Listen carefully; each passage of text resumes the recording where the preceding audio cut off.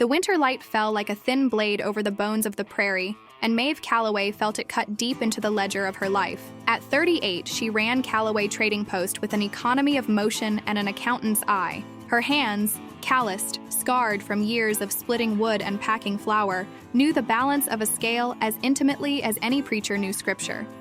But hands that could mend harnesses and sew buttons back on didn't keep a woman safe from the law, or from the man who bent it. 2 years had passed since Ezra's wife's obituary had been wrongfully signed, his signature forced to the paper as a condition of transferring the land his father had held for generations. The divorce had taken much: a reputation, a credit line, neighbors' gossip, and the sense that the world still ran on rules that included her. The Trading Post had been her lifeline, built from stubborn thrift in late-night ledgers. But the Indian agent, Samuel Alderley, had found loopholes like a spider finds rafters. He called them taxes, fees, advances. He called them legal. He called them necessary. He called her meekness a virtue until he called her pocket empty. "You ought to let the government handle it," he'd said, standing at the counter like a judge at a puppet show. "You're a woman alone, Maeve. Trading's a man's work." He'd said worse, and that was the real injury. The implication that a woman who ran a store and kept books could be dismissed with the polite cruelty of a man who never had to count the cost of a week's worth of flour. She had lodged complaints, formal, polite, law books cited, but the circuits of power were a house of cards he kept rearranging. The treaty provisions, the allotments, the legal jargon. He used them to stretch his hand into people's pockets until they bled out. Her vulnerability came not from a lack of skill. It came from the shape of the world. She had lost a marriage to a man who'd wanted her in a frame and not at the countertop. She'd lost a neighbor's trust because men trusted the agent's name. She'd lost the peace of evenings where she could sleep without tallying unpaid tabs. The ledger at her elbow was both talisman and jailer. Then, one dusk, snow gathering in earnest, she saw him, a figure half swallowed by the drift beyond the stockade. He could have been dead, straight-armed and pale, but then he moved, a wince and a tight breath. Maeve had seen worse at childbirth tables and after winter blizzards, at times when the town had thought to leave the dying to God and the strong. Instinct outran calculation. She fetched an oilskin cloak and 2 men's boots, loaded a bundle of bandages and whiskey, and went. Elias Mercer, filthy, blood-matted hair, eyes bright as flint, was a fugitive, or so the town would say. Word traveled faster than mercy. There had been a robbery at the rail depot 3 nights before, a guard shot and killed. The sheriff's notices had plastered his name in black print on every post. Maeve didn't ask his name until she had him on the hearth and had pulled the cold from his limbs with a wooden spoon and sweat-sprung broth. He introduced himself in a voice that had the calm of a man who'd learned to keep his head. "You shouldn't have brought me here," he said, testing the warmth, the steadiness of her hands. "You shouldn't have crawled into a drift," she answered. Her voice, low, practical, was the same voice that had told boys to pay their tabs and women to lean in and patch their aprons. "If you're a thief, you'll be asked on the porch by men with guns. If you're wounded, you'll die in the snow." She patched him with what she had, rags, whiskey, willow bark tea, and watched him sleep in the light of the stove as if it were the first time she'd kept vigil. Part of her wondered at the risk. The other part, the woman who had resurrected an enterprise from the remains of a marriage, felt an acceptance like a planned expenditure. This was necessary to the ledger of who she would be. When he woke, he was either contrite or cunning. He told a story of being framed for a robbery he'd refused, a freight car filled with trade goods disappearing from a depot the size of a henhouse. He swore he'd been off the train when men with lanterns had set the papers to him. Maeve had reasons to doubt and reasons to believe. His hands were honest despite the label pinned to him by ink on a wanted poster. He could ride until his bones ached. He knew the land and the ways men like Alderley manipulated words and signatures to suit their ends. She felt a flicker, like a ledger thrown open to a new column, a man of skill, dangerous to trust, and perhaps, if he could be trusted, useful in leveling a crooked ledger of her own. She decided, deliberately and on her own terms, to help him. Not out of romantic impulse or want of a damsel's rescue, but because the management of a trading post taught her one immutable rule: if you want something preserved, protect it yourself. She bound his ankle with willow and grit and set a plan in motion, a plan that would require patience, cunning, and the kinds of alliances that never showed up in the margins of the town's official papers. As she swept the hearth, Maeve thought of her father's advice: keep your accounts straight and your hands steadier, and felt the old muscle memory of survival. She had lost much, but she had knowledge, and she had the floorboards of this trading post to stand on. The first decision had been hers, to take in a wounded stranger. The next ones would follow. Snow thickened outside like unpaid debts. The trading post smelled of soap and roasted fat, the scent of things that endure.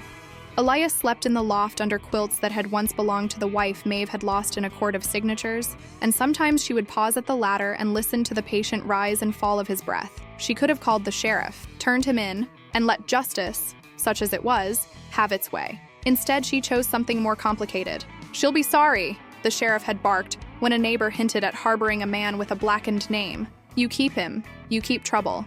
Trouble had been Maeve's companion for years. She had learned not to flinch at it. The real trouble was Alderley, striding through tribal councils and courtrooms, a ledger in one hand and a smile in the other. He'd taken cattle for loan defaulters, seized mineral claims, and pressured women to sign over rights with the same fine patience he used to sign his name. He had intentions like a garrison. If she was going to keep Elias, they would both have to be more than their labels. She set conditions.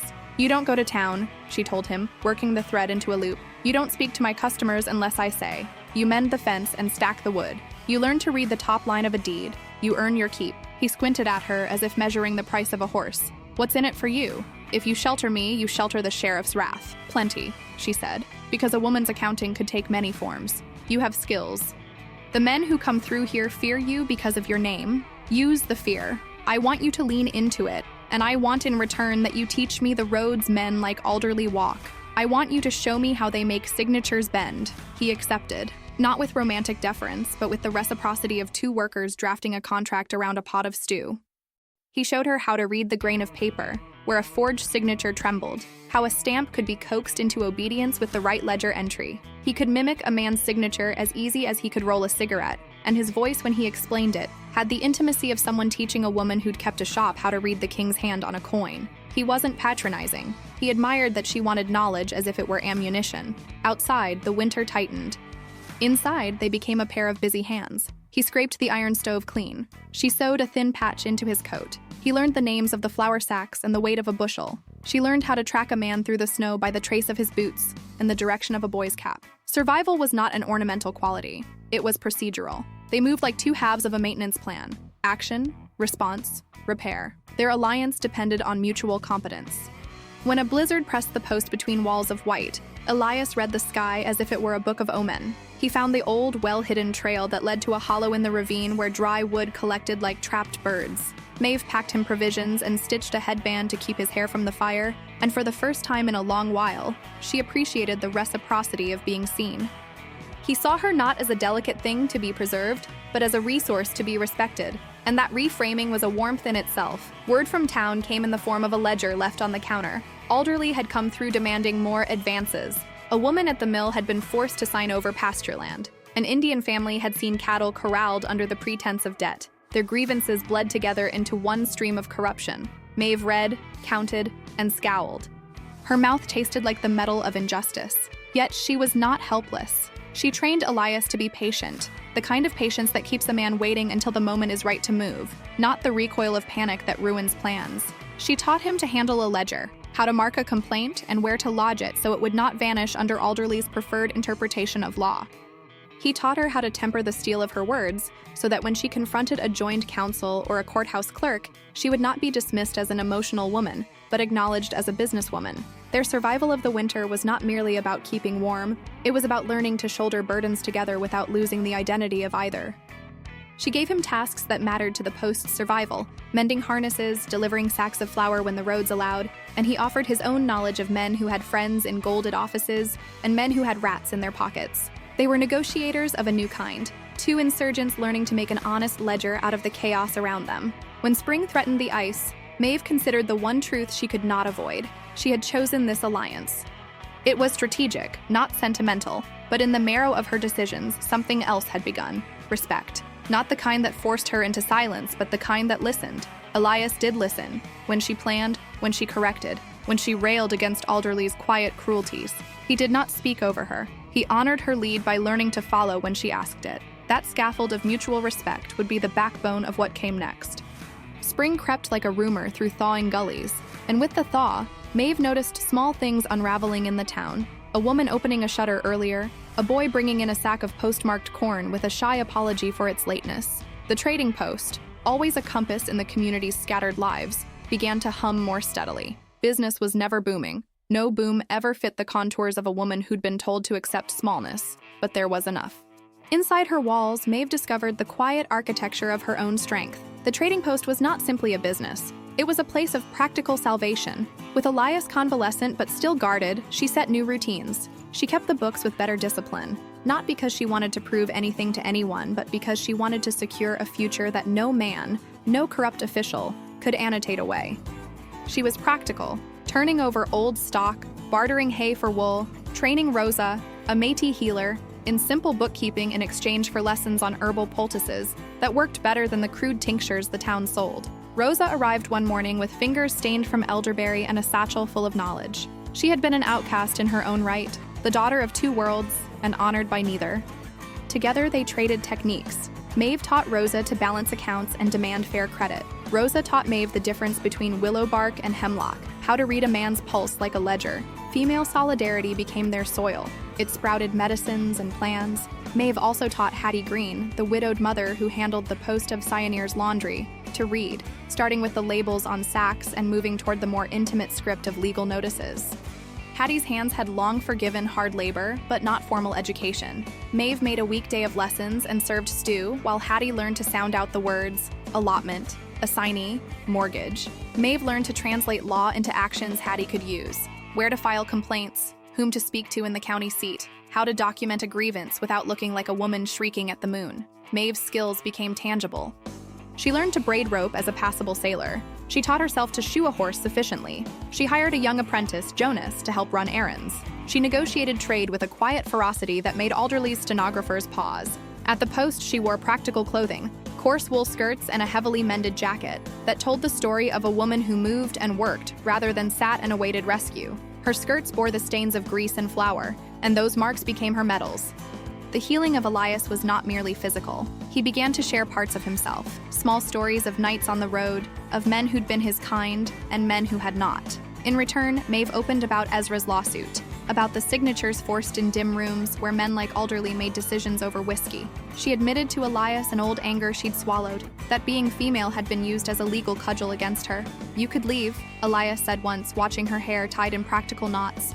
"Make it on your own somewhere else." She looked at him, the corner of her mouth a worn smile. "Leaving is not always freedom if it's carried out to someone else's land. My life's hinge swings here. I will not flee my own future." He watched in silence, and in that silence she sensed respect, or perhaps humiliation, that the country had chosen to punish her attempt at independence. She had been broken, but she was rebuilding. Her vulnerability had been the hinge. Strength was the door. Their partnership entered a new phase. He helped her expand the post in small ways, an extra crate of coffee, a ledger for community obligations, and she insisted he use his knowledge of crooked men to teach them both how to build a case against Alderley. There was no theatrical midnight confession of love. There were practical hours where they drafted paper complaints, asked Rosa to notarize statements, and practiced delivering testimony. Elias learned to respect the rhythm of paperwork, to understand that justice often took a stubborn chronology rather than a gunshot. And while she stitched her life, the town noticed. The women who had once whispered started to call aloud. They brought Maeve grievances and asked for her help. They came in with lists of debts and demands. Maeve sat with each one and wrote, and they found in her not a sermon, but a plan. That trust from other women was a new currency. Female surrender turned into female power. It changed how the men in the room saw her, less as a figure of pity and more as a ledger of consequence. Elias noticed this change first in the way men began to treat him when he arrived in town under Maeve's watch. Some avoided him out of respect for Maeve's stake. Others watched with equal parts curiosity and caution. He didn't belong to her. She belonged to herself and the post. But when he repaired a fence or chased down a brigand who'd been sculling the supply lines, he did it because she asked, not because she commanded. That difference, choice, was crucial. It marked the beginning of a partnership based on shared labor and mutual consent. Maeve's clothes changed too. The practical skirt remained, but her jacket fit with the shoulders of someone who no longer asked permission to occupy space. She kept a pocket knife and a small syringe of morphine for emergencies, and the syringe's small glint felt like an amulet against a past of helpless nights. As she hoed the garden behind the post and stoked fires in the cook stove, she understood the shape of who she was becoming. Precise, capable, unromantically brave. Elias's past was not a thing to romanticize. It was a map of escapes and small crimes stitched together by necessity. He'd once run with men who stole for survival, who took what creditors hoarded until there was nothing left for the poor. He'd never been a violent man by nature. he preferred the cunning route, but there were nights when a rope and a closed jaw had been the only way to keep a man alive. Maeve didn't need an outlaw's legend. She needed his knowledge. He told her in fragments about Alderley's old habit: use the law to build a fortress, then bribe a few men at the registrar's office to stamp the right papers. He knew names: clerks who took coin and men who kept silent because self-interest outweighed conscience. He knew that when Alderley requisitioned cattle for broken contracts, they often ended up sold under a false name at a distant market. Maeve listened with a coolness that nearly frightened Elias. Her rage at Alderley had become an engine. A woman had to be precise when setting plans against a man with legal sway. She wanted document trails, people who could testify, and a method that would not allow Alderley to redirect blame with the flick of an inked signature. "You got a score to settle?" Elias asked, in a tone that pretended indifference but cut like a knife when curiosity bent. "I have a life to reclaim," she said, "and I have a community owed fairness." The outlaw's skills, stepping into a man's shoes, learning the pattern of a town's corruption, became instruments for Maeve's cause. He taught her how to slip into the background at the county seat, how to listen for the clerk's cough that meant a file was not quite closed, where a ledger would be left unguarded because the clerk thought the examiner's back would be turned. He could procure papers, not by force, but by the art of being unnoticed. He could make a man's signature look like a man's jubilation rather than a man's fright. More importantly, he knew how to handle the men Alderley used as muscle. At one point, Alderley's hired hand, a broad man with a limp and a suspicious eye, came to the trading post under the pretense of demanding repayment from a settler. He pushed into the doorway like he owned the rafters and made a show of the threat. Maeve met him at the counter not with tremor, but with contract. She demanded he show a writ. He fumbled. Elias, who'd once known the ways of handling dangerous men without spilling blood, stepped into the margin and held the man's attention with a conversation about horse tack. He walked the man out to measure the price of a new bridle, while Maeve quietly recorded the exchange, noting times, witnesses, and the man's exact words. When Alderley later claimed the man had no business at the post, Maeve had a concurrent testimony and the memory of a man's spoken threat. His criminal past became a tool for her lawful end. She did not romanticize it. She used it with the cool calculus of a woman who understood that the end did not sanctify the means unless the means preserved the lives and lands of her townsfolk. He did not ask for absolution, he asked to be useful. In the process, he found redemption not in being saved by a woman, but in being chosen to serve her purpose in exchange for being allowed to learn a new worth. Their relationship deepened not into the softness of melodrama, but into the firmness of two people who respected each other's wounds while building a strategy. He respected her moral calculus. They would not reclaim the post by becoming what Alderley was. They would use his skills to counteract Alderley's corruption, expose lists of seized property, prove falsified deeds, and contact the one honest judge left who had a taste for justice. Maeve took ownership of decisions about risk. When Elias proposed a raid on Alderley's ledger room to copy files, she paused and negotiated terms. They would have witnesses, they would leave no trace of forced entry, and they would bring back documentation that could be legally filed and exposed.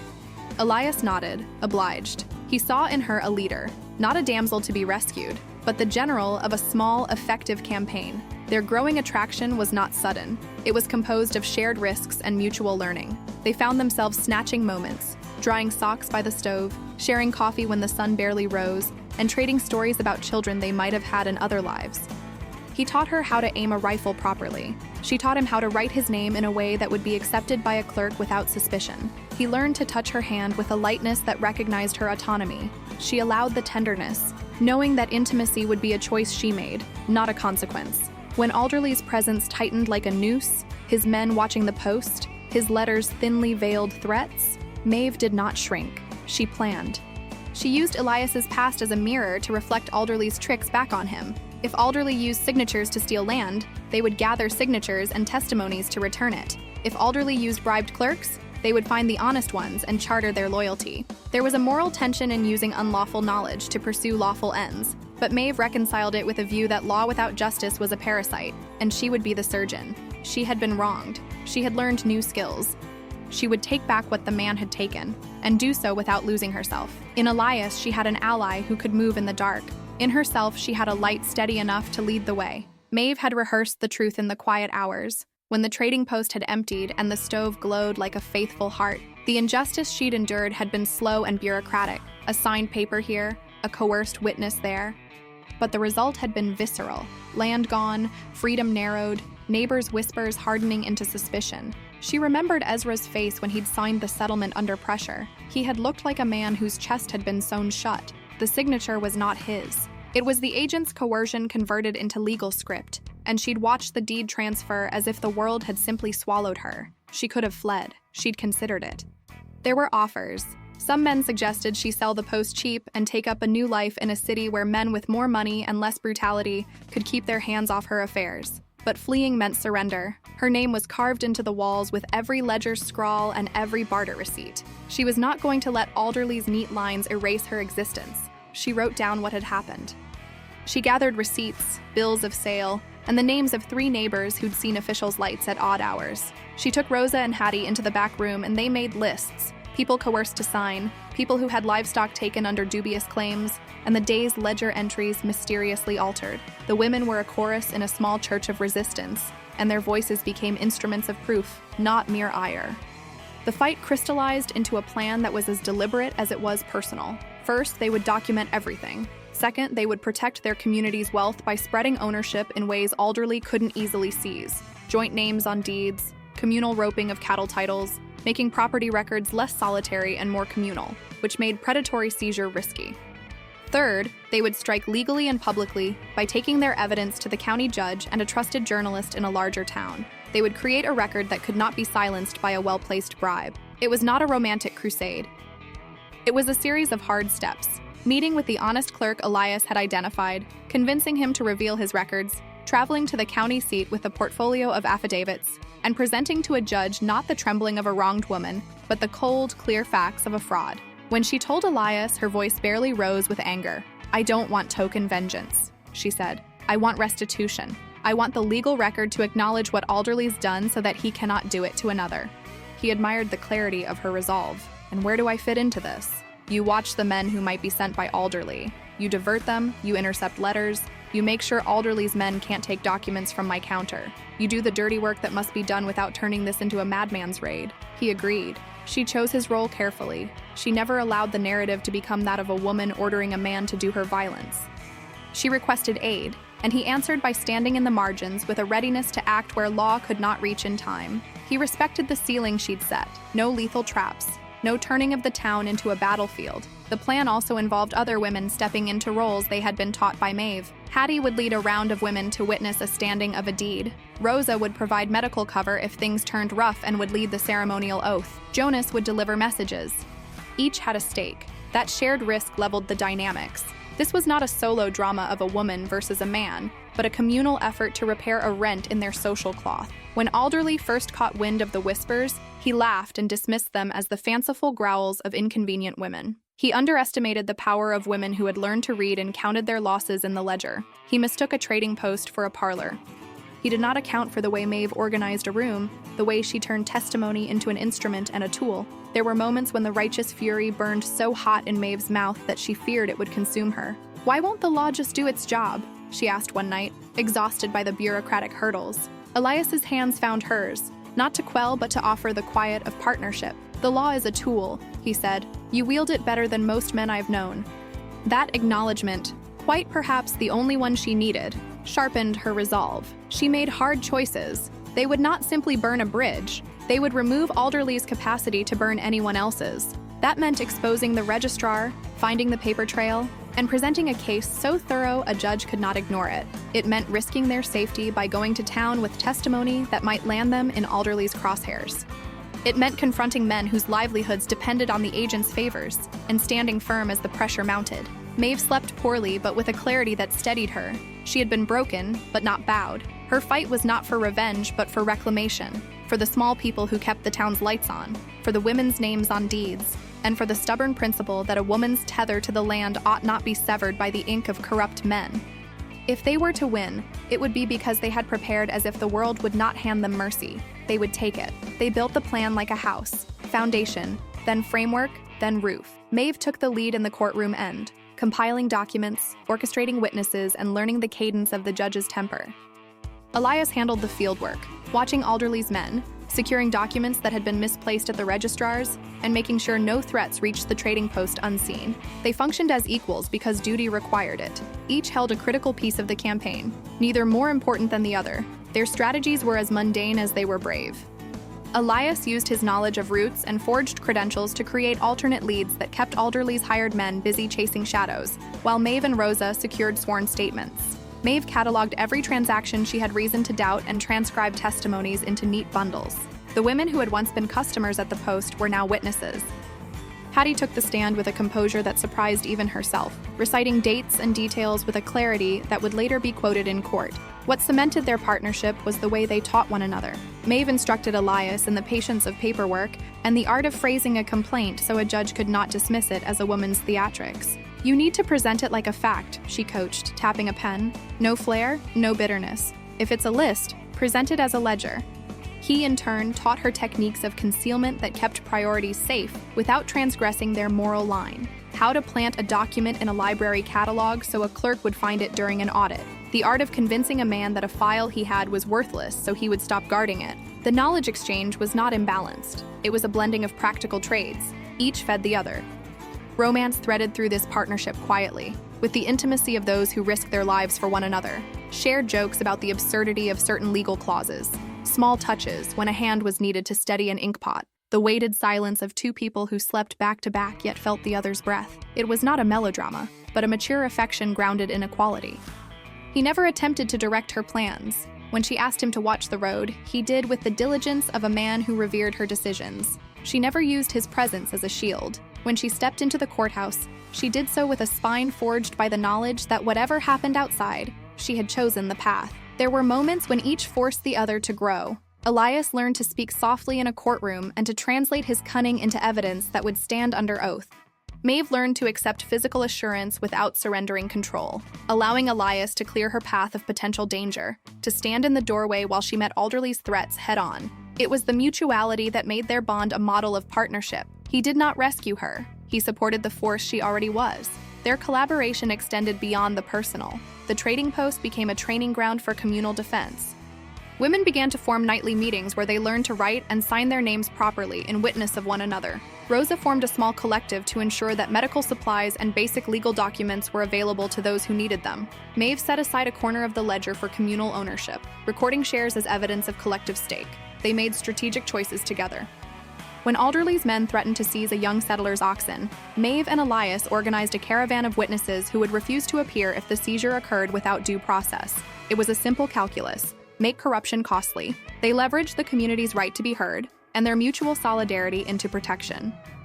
When the first hearing arrived, Elias sat near the back with his hat in his palms and watched as Maeve laid out the case with the precision of a bookkeeper and the authority of a woman who had chosen to be recognized. He saw the steamed breath of her memory flare in the courtroom when Hattie testified, and he felt, for the first time, not as a man protecting a woman, but as a partner proud of her leadership.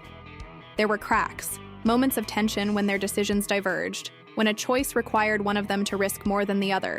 In those times, they negotiated, not by defaulting to one's dominance, but by honest accounting. What was being asked? What was being risked? How would it affect those around them? Each choice reaffirmed the economy of their partnership, equality measured not by distance to the center, but by willingness to shoulder the cost.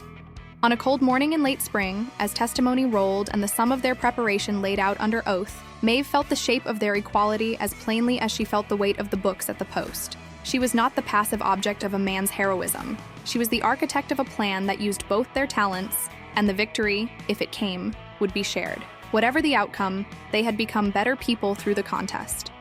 They had made one another more patient, more cunning in lawful ways, and more willing to risk themselves for a cause broader than their own survival. Elias's redemption arc wasn't about being saved by her. It was about learning a new currency of value, being useful in the service of justice. Maeve's transformation wasn't about being completed by him. It was about learning to accept help without relinquishing her leadership. Together, they had formed a covenant of equals. The day arrived with the prose of a tribunal notice and the hush of a crowd waiting for thunder. Alderley, who had made a habit of smiling at the misfortune of others as if it were his due, attended as if he'd spent his breath practicing contempt. The county seat was a small brick hall smelling faintly of cat fur and ink, and Maeve carried the bundle of documents like a traveler bearing a map to buried treasure. Elias stood at her side, but she felt the weight of the decision squarely between her shoulder blades. She had to choose the shape of her future. The plan they'd compiled could bring restitution, return of some claimed land, reversal of pressured signatures, exposure of the clerks who'd accepted bribes. It could also bring retaliation. Alderley had connections. and men with loyalty to him might choose subterfuge or violence. The safety of the trading post, the women who'd put their names to affidavits, the fragile sense of hope in the town, all were on a knife edge. Maeve thought of the simpler life she could have taken: sell the post quietly, fold up the ledger, and move west into anonymity. She pictured a house without the constant worry of Alderley's letters. But as she sat under the dim light of the court, she imagined the women who had trusted her, Hattie writing her testimony with the hands that shook with more courage than Maeve had known she could ask for. Rosa's eyes steady in a way that made Maeve's heart ache with gratitude. She saw Jonas delivering notes at dawn and a line of names they'd helped to protect. She could not leave these people to the wiles of a single corrupt man. There was also Elias, who had come to matter not as a possession, but as a companion who had learned to trust paper and oath instead of only the shadowed route of a highwayman. She thought of how he read the difference between a forged signature and one written under duress. She thought of the way his hand had steadied a witness in the market when Alderley's stooges bullied them. She felt affection for him, but she knew enough to keep the feeling precise. It was not the time to let romance make sloppy choices. She chose to stay, to fight, to use the patchwork of proof they'd assembled and stand before the judge not as an aggrieved woman but as a business owner and community leader. That choice was hers, and it was one she voiced without apology. "Lady Calloway will go forward," Elias said quietly when the judge asked if anyone else would speak. He did not speak for her. He affirmed it. It was a small, vital thing, the support of an ally aligned with the lead of a woman who had claimed her right to decide. In the quiet before the testimonies, Maeve and Elias allowed themselves a small moment of imagined futures. They pictured a life not defined by smallness. Not a grand fantasy, no sudden plantation or endless wealth, but a life where the trading post's books balanced, where the women of town had names on deeds they'd earned, where they could both sleep without an ear pricked for Alderley's footstep. In that imagined life, they walked down a narrow path together, not handcuffed but hand in hand. But choice demands courage. She had to sign on various affidavits, place her name where men could find it and mock it. She had to compel Hattie to testify publicly, which carried the risk of gossip and the chance of violence. She had to allow Elias to carry out acts that put him at risk, intercepting letters, confronting hired men, without controlling his actions. That reciprocal respect was the currency they had agreed upon, and she would honor it. The calm before the storm felt like a clear pane of glass, visible, fragile. She had also to decide what to do if victory came. Would she take up a new life with Elias as companion? She knew that choosing him would be her choice, and not an acquiescence to a man who had rescued her. She saw a future where she led, and he stood beside her, not behind. She felt how hard it was to imagine both love and leadership coexisting without one overshadowing the other, but she let herself imagine it nonetheless. Elias, reading her, offered no promises he didn't intend to keep. He said softly, "Whatever you choose, I'm with you." Not as a claim, as a consent. Maeve felt the meaning of that distinction like warmth. She had not chosen safety in flight. She had chosen justice. She had not chosen him to be her savior. She was open to choosing him as her partner. The judge called them to order, and the world narrowed to the business of proof and testimony. She might win. She might lose. The moment of choice was not a single heartbeat, but a succession. Step into the court, tell the truth, stand by her people, accept the consequences. She chose the path that made her uncomfortable in the best way. The path of risk that could yield not merely an escape but a restoration. Her life would no longer be a ledger item quietly erased. It would be a record that declared her name and her rights in ink that could not be smudged by a man's smile.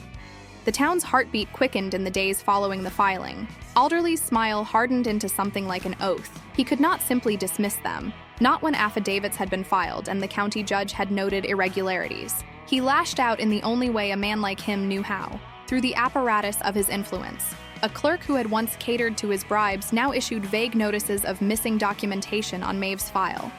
A small stable boy who had spoken in testimony found his hay mysteriously gone. Men with tempers and limp habits began to frequent the trading post under ambiguous pretense, eyes cutting for something to use. Alderley sent a letter threatening to revoke the post's license to sell certain staples unless Maeve agreed to a private meeting. The forces arraying against her were not open. They were a net of inconvenience and slow strangulation. They were the sort of male power that prefers bureaucracy to face-to-face violence because bureaucracy breeds weariness. Men in suits giving polite threats made Alderley feel beyond reproach, and the tactic nearly worked. People are worn down by persistence. But Maeve had learned to pivot. The protection of smallness was not her strategy. Elias's past reared in ways that threatened to overshadow Maeve's mission. Someone had posted a wanted notice with his face in the square. The sheriff, a man dependent on Alderley's ledger of favors, questioned Elias in a way that suggested pretense rather than law. Rumors of Elias's supposed guilt swirled like grit in the town water. Maeve watched him being cornered and chose to act. She could have stepped back and let him face the storm alone. He had asked for no rescue. But Maeve did not save him because she owed him. She stood beside him because allowing Alderley to sideline Elias was a plot to fracture their combined effort. She called the witnesses, presented the alibis they had recorded, and pointed out the surprising alignment of Alderley's actions with the thefts. She kept to facts, refusing anger to clog her statements. The women of the post rallied. They began to sit together in plain sight, Rosa knitting by the door, Hattie sweeping with a briskness that made men feel ridiculous for stopping by with threats. A new group had formed, women who would not be pushed aside. They watched borderlines and kept records. When Alderley's men tried to seize a crate of supplies under a vague claim, the women recorded serial numbers and refused to step aside. Their physical presence was a shield as simple and effective as any wall. Alderley resorted to a more pernicious move. He began to question the community's sanity, whispering rumors that Maeve had hired men to forge the affidavits. He suggested collusion, used the town's own fear of scandal to suggest that it would be better to step away quietly and avoid the trouble of a trial. Men who liked their peace and their work began to worry that their livelihoods would suffocate under the weight of legal battles. It was the rust that eats iron quietly. The sheriff, swayed by Alderley's insinuations, ordered an inspection of the trading post and requested to see Maeve's records. She handed them over with deliberate calm. When the sheriff rifled and found the neat bundles of testimony, he pretended to see chaos, forcing Maeve to defend her orderliness. It was a humiliating thing, a man in power acting like a judge in his own cartoon. Maeve responded with the thing that disarmed him best, competence. She explained every line, every note, every witness, with the steady voice of somebody who had kept books her entire adult life. Elias faced a different pressure. His reputation was weaponized. A man who'd once been an outlaw had enemies who loved nothing more than to watch him squirm. He could have run at the first gust of trouble. Instead, he fortified himself. He used the contacts he'd accrued in past shadowy circles to quietly gather evidence of Alderley's bribery, receipts, odd entries in faraway ledgers, a man's reluctant testimony in a town where fear had dominated. He had to plead, cajole, and sometimes threaten in the darkness to get men to tell truths they'd sold for a bottle. Maeve watched this with a mix of gratitude and sober recognition. He was using what he knew for the right reasons now. There were betrayals, too. A young clerk who'd been helpful at first was found to have accepted a bribe and was unwilling to speak against Alderley. He fled town under the cover of night. A supposed ally among the merchants who had promised to testify against Alderley bowed out under pressure when his own warehouse was threatened. The pressure was real, and it calved their optimism. But the coalition held. The women's network tightened. They met more often, trained more hands, and diversified their strategies. They began to place small legal notices in a town paper for extra visibility, and started whispering to a journalist in a neighboring county who had a taste for small-town corruption. Jonas, once an apprentice, rode to the neighboring town at night with a bundle of statements, risking the alert of Alderley's men. Maeve felt the net closing and the heat rising, but she refused to retreat to victimhood. She set traps of her own, not violent ones, but legal snags.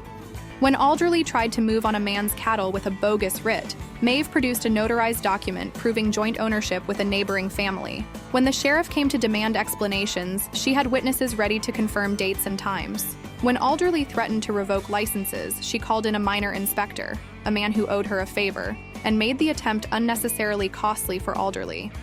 Things escalated until one night, a group of men cornered Jonas on the road, roughing him to warn the town. Rosa and Hattie found him unconscious and cold in the snow, and nursed him back with the same steady hands that had stitched Maeve's life back together. That act of violence, an attempt to frighten them into submission, almost broke the town's will. Instead, it forged it. The women's faces grew harder, their purpose sharper. They would not be frightened into silence. Maeve stood in the trading post and felt the calculus of the next step. Alderley's forces conspired to isolate her, to fracture her alliances, to make it costly to stand. She understood that the fight would get dirtier. Her choice was not to match him in savagery, but to widen the circle of accountability so that Alderley's thin structure could not hold against the pressure of a community united.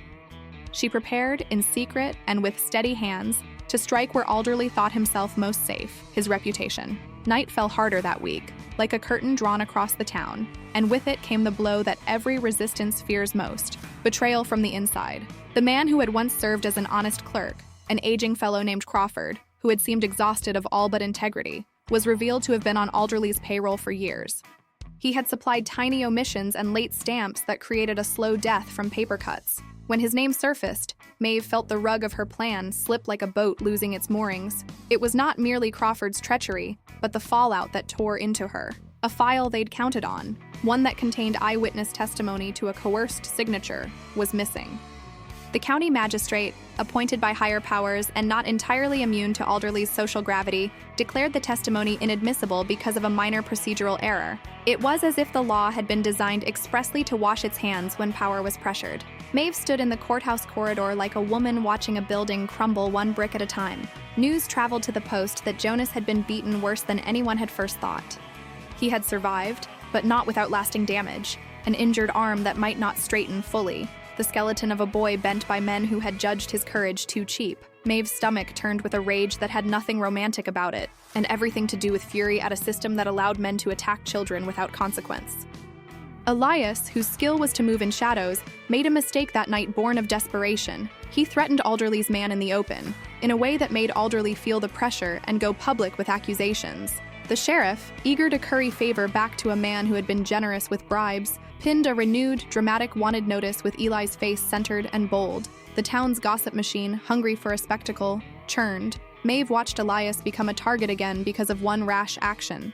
She felt cornered by both the law and by the man she'd come to trust. Part of her wanted to pull the blinds, to shepherd the trading post into a smaller life, to limit the damage to what she could guard. Another part, stubborn, inherited from a family who'd always counted their losses and spent the winters with courage, refused to be quiet. She could not allow Alderley's violence to win. In the darkest hour, the community's fear met with a seed of defiance.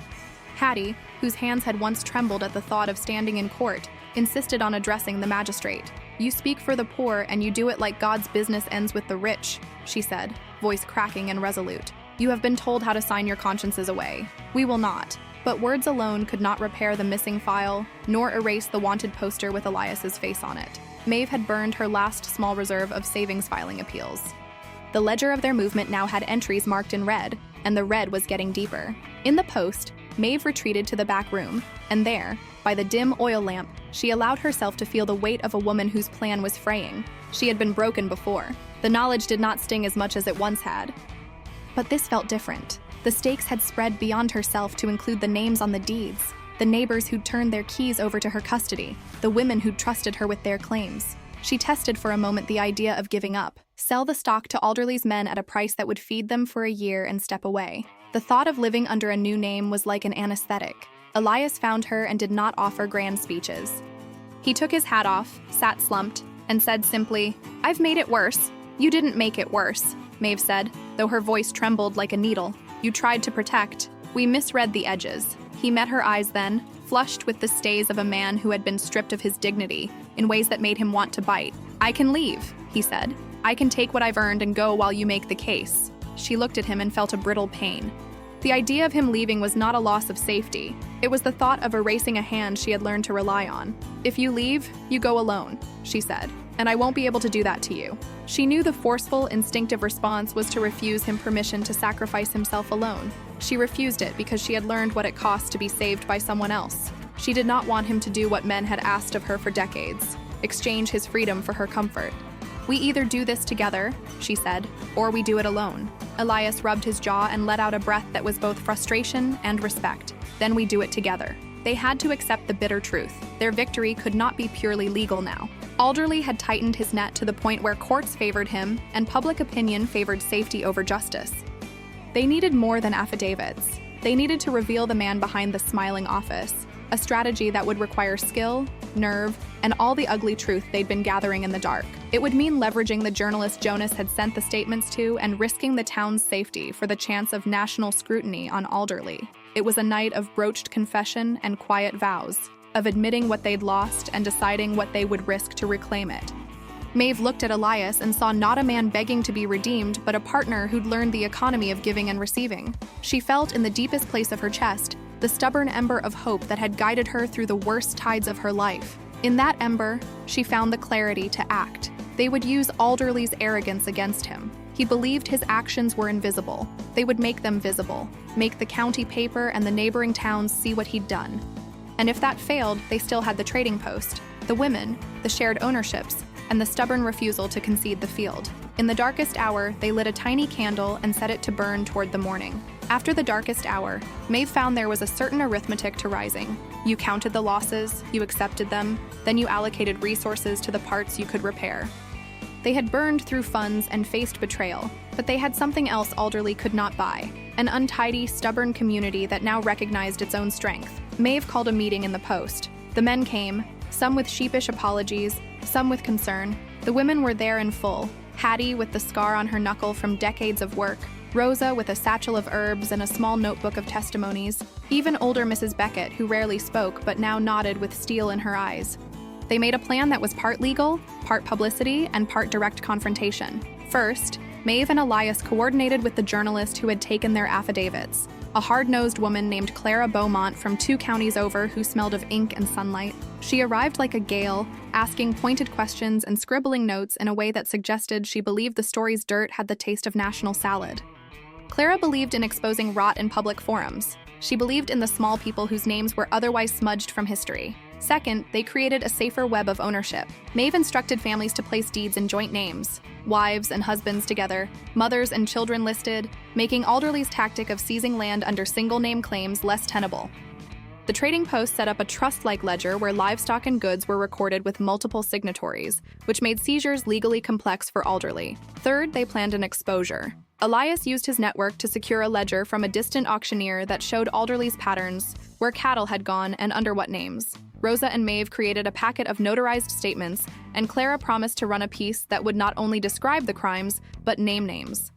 They aimed to embarrass Alderley into the light, to force the county to either act or be exposed. Public shame would be their lever. The day of exposure was raw and methodical. Clara's article hit the county paper like flint on rock. She detailed transactions, quoted witnesses, and included a photograph of Alderley smiling with a checkbook on his lap. The paper traveled fast. Writers distributed copies, and by the next morning, Alderley's office had men knocking at his door seeking explanations.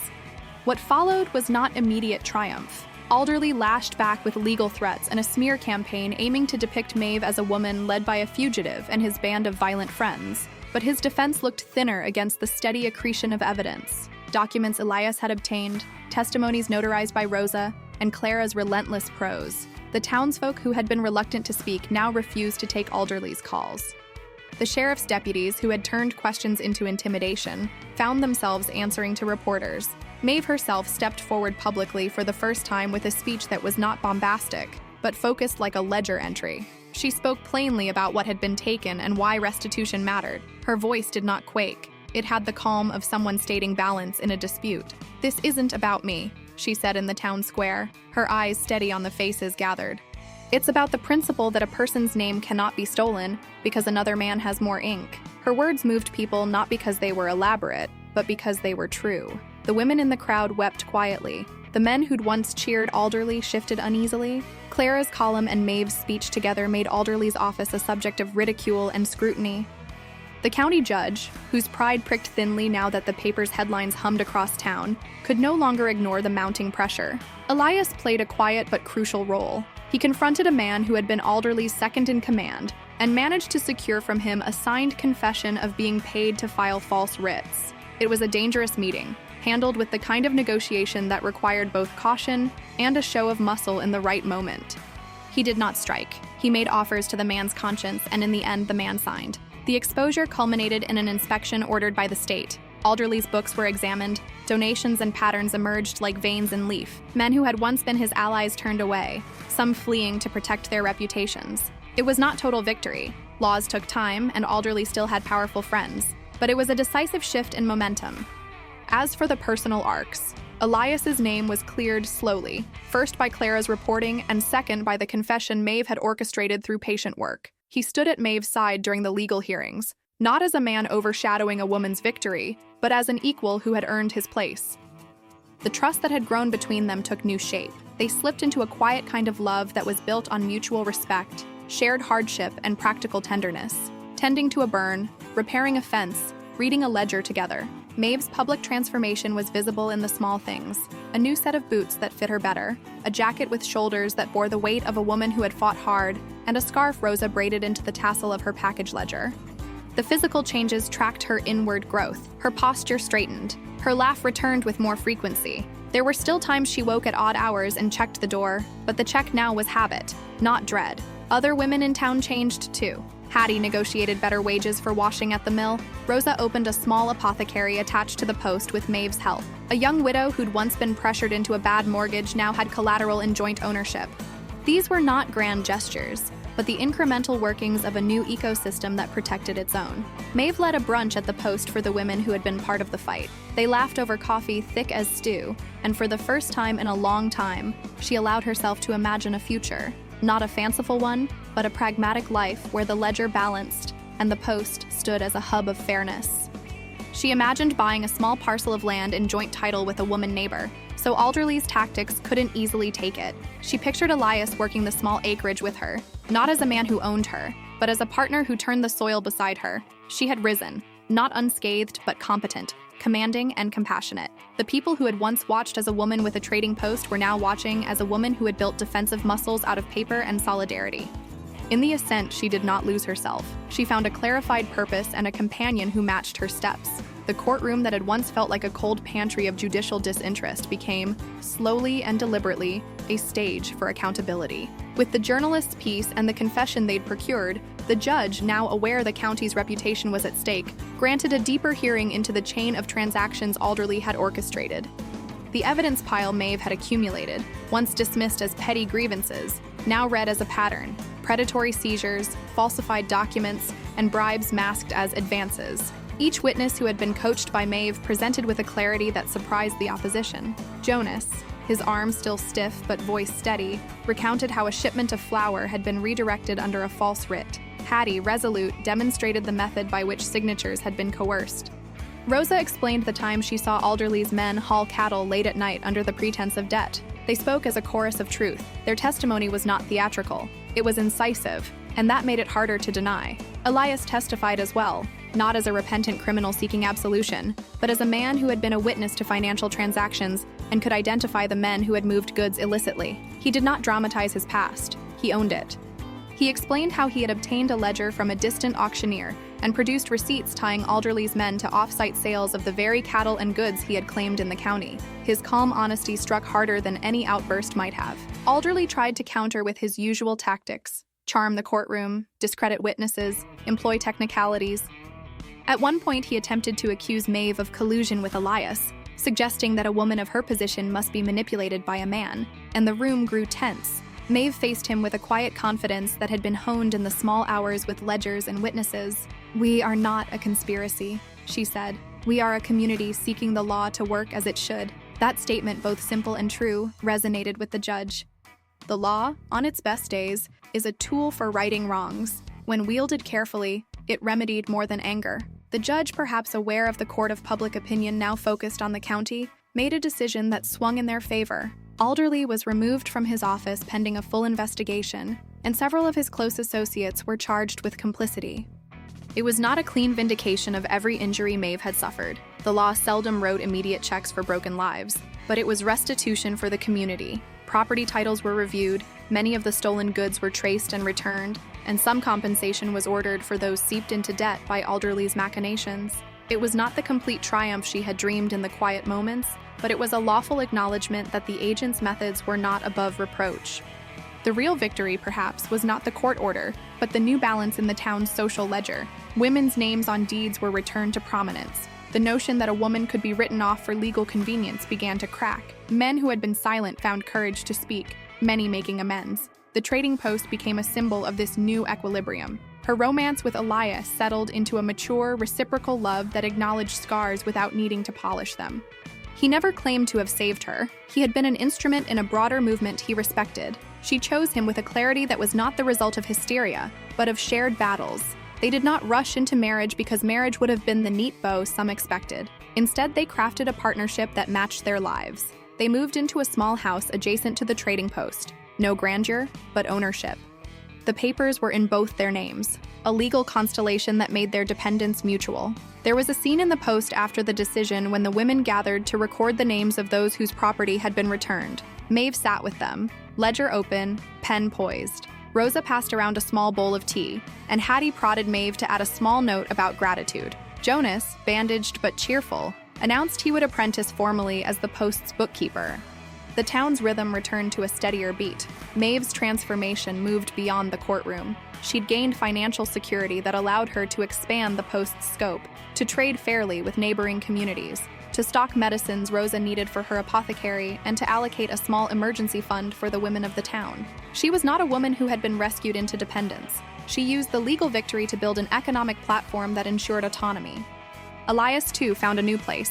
He registered his name in the ledger of the trading post, paid what was due, and settled into a quieter life that still honored his past. He mended fences, trained horses, and spent evenings learning the finer points of Maeve's ledger, how to read a mortgage and recognize a thinly veiled bribe. His redemption was parallel to hers, not the center of the narrative, but a part of it. He had been a fugitive. He became a citizen in a town that had seen the best and worst of him and had chosen to accept the new. The post, under Maeve's stewardship and Elias's help, became an anchor for the region. People came to trade not merely for goods, but for the assurance that someone would consider their claim and listen. It was a small hub of justice, commerce, and solidarity. Alderley's fall served as a precedent, a sign that the county would no longer tolerate the quiet extraction of men from their land through legalized force. The women who had joined Maeve's cause found new confidence. Some reclaimed small plots of land, others opened small enterprises. The community, reorganized, more equitable, moved forward with a pragmatic optimism.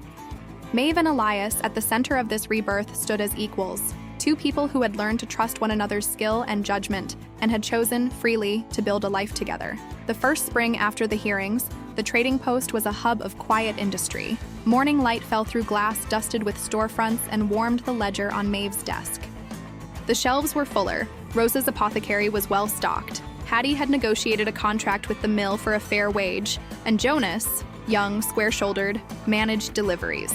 Maeve's hands, once steady with worry, were now steady with the rhythm of work and satisfaction. Maeve's clothes, too, told their story. She kept her practical skirt but traded in the old frayed jacket for a sturdier coat cut to her shoulders, custom-made so the cut fit a woman who bore responsibility. A pair of boots now carried her across the porch without the slight hobble it used to take when she worried. Each physical change mirrored an interior one. She moved through the town with the quiet confidence of a woman who had been through a trial and come out the architect of her own life. Property was secure in her name and held jointly with other community members in places that Alderley's tactics couldn't reach. She bought a small parcel of land with funds saved from the post and the partial restitution, but crucially she put it in joint title with Mrs. Beckett, a neighbor who would now have security in old age. They built a small garden together, rows of potatoes, beans, and a patch of roses Mac had loved, and they named it Common Ground to remind everyone that land could be held with care rather than seized by force. Her partnership with Elias settled into the easy companionship of equals. They shared breakfasts on the porch, hands finding each other in the morning like old habits. He mended a fence. She organized a trade fair. There were evenings when they sat in silence, sand between their teeth from a day's work, and felt the contentment of being chosen rather than claimed. When they would speak of marriage, they did so as co-conspirators with a plan rather than as a need to secure her future. Maeve insisted that any decision to marry would be hers first, his second, because she had learned the hard way that choices made under pressure were often the ones that crushed. Other women in the town now had more secure footing. They organized a weekly council to discuss community issues, and Maeve accepted the chair only when asked, and only after insisting the group rotate leadership, so no single voice would dominate. Financial independence became a practical matter. Rosa ran the apothecary, Hattie managed contracts for the mill, Jonas began teaching young girls arithmetic at the post in the evenings. The trading post no longer stood alone. It was a hub where women reclaimed agency through mutual support. Maeve's evolution was not the image of a woman who had been healed by a man's shelter. It was the record of a woman who had reclaimed her life through skill, grit, and community. She saved herself again and again with friends beside her. Elias's role was vital. He was a partner who matched her steps, but he never eclipsed her story. He learned from her the importance of paperwork. She learned from him the art of moving through danger with a cool nerve. Both were changed for the better. Their love was not a triumphant, tidy bow, but an ongoing commitment. On a late afternoon when the light slanted gold across the counter, Maeve closed the ledger and took Elias's hand. "We could marry," she said, watching dust motes drift. "We could," he answered, "if you want to." "I do," she said, not because she needed him, but because she wanted him, because he had stood as an equal in the mud and the snow. They married in a small gathering of friends, Rosa officiating with a sprig of rosemary, Hattie wiping her eyes, Jonas handing them rings that were perhaps too bright for the frontier, but so bright they made them smile. The contract, as always, was in both their names. Years later, Callaway Trading Post stood as a place where the community could find trade and justice, and where women learned the ledger of their rights. The Post's sign was repainted, and beneath it a smaller placard read, "Owned by Maeve Calloway and Companions." It was a simple truth, and so her story ends where yours continues. She was told she was broken, but she proved them wrong. She was left with signatures made for her by men who thought law would keep her small, but she rose. She was meant to be silent and small and grateful. Instead, she wrote her own ledgers and taught others to sign theirs. If you have been knocked down but refuse to stay down, if you know the taste of injustice and the small, stubborn courage it takes to correct it, then you know Maeve's heartbeat. If you are a woman who has been pushed into the margins, who has had your name smudged by someone else's pen, remember this: your knowledge is power, your friendships are armor. Your choices are sacred. There's no shame in asking for help, and there's no need to accept it if it strips you of choice. The strongest love you can find and give is one built between equals who respect each other's agency. Maeve chose her life, and she chose her partner. Both choices were hers. Subscribe to witness more legends of women who refused to be victims, who turned pain into power, who wrote their own endings. Like this story if you believe every woman deserves a second chance at happiness on her own terms. Share it with every woman who needs to remember her own strength. Hit that bell, sister. Because these stories aren't just entertainment, they're reminders that you're stronger than you know, braver than you believe, and deserving of a love that sees you as the hero you truly are. If you carry Maeve with you now, take one small step this week. Teach a younger